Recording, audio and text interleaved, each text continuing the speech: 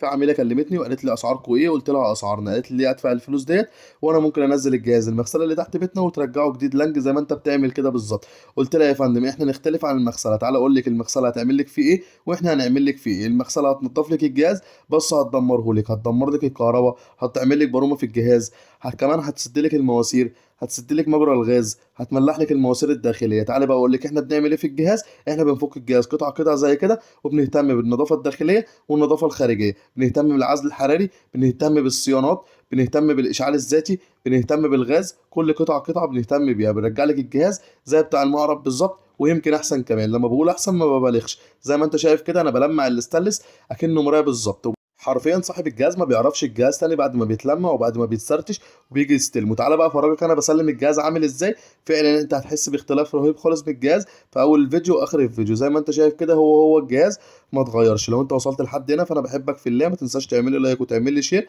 عشان ده بيشجعني اكمل في المحتوى اللي انا فيه.